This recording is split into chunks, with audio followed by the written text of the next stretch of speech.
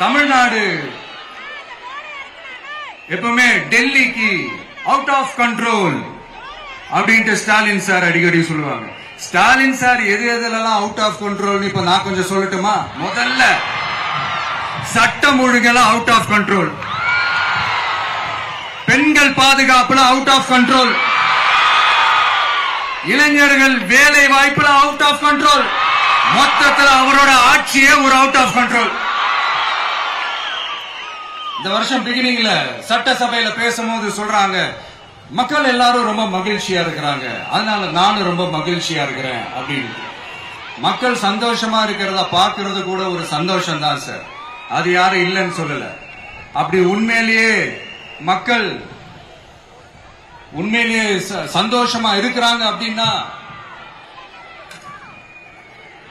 ஏன் சார் விவசாயிகள் போராட்டம் நடக்குது? ஏன் சார் மீனவர்கள் போராட்டம் நடக்குது?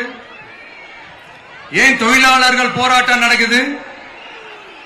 தூய்மை பணியாளர்கள் போராட்டம் ஏன் நடக்குது? அங்கன்வாடி ஊழியர்கள் போராட்டம், செவிலியர்கள் போராட்டம், மருத்துவர்கள் போராட்டம், மாற்றுத்திறனாளிகள் போராட்டம், அரசு ஊழியர்கள் போராட்டம், ஆசிரியர்கள் போராட்டம், இடைநிலை ஆசிரியர்கள் போராட்டம், பகுதி நேர ஆசிரியர்கள் போராட்டம். இதெல்லாம் உங்க ஆட்சியில மக்கள் மகிழ்ச்சியா இருக்காங்கன்றதுக்காக நடக்கிற போராட்டமா சார்? எனக்கு தெரிஞ்சு மக்கள் சந்தோஷமா இருக்கிறாங்கன்னா பொங்கல் வச்சு கொண்டாடுவாங்கன்னு கேள்விப்பட்டிருக்கேன். உங்க ஆட்சியில தான் போராட்டம் நடத்தி அவங்களுடைய மகிழ்ச்சியை வெளிப்படுத்துறாங்கன்னு நினைக்கிறேன்.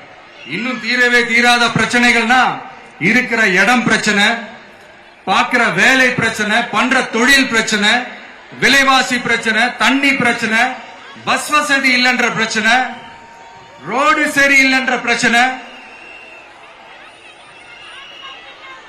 ஆஸ்பத்திரி சரியா இல்லைன்ற பிரச்சனை.